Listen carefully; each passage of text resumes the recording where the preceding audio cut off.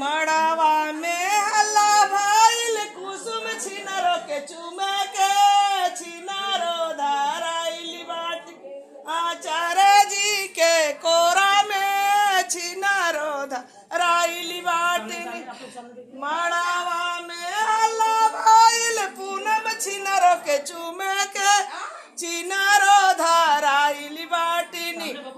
छिनारो धाराइली बाटी कैमरा वाले के कोरा में छिनारो धाराइली बाटी मड़ावा में हल्ला भाईल आशा छिनारो के चूमे के छिनारो धाराइली बाटी के वटालिया के टोला आगल से चूमैया छिनारो बगल से चूमैया जी पीछे वाले के लोगन के छुअल जो बना बनक जनी छुअैया जी अगल से चूमैया छिनरो बगल से चूमैया जी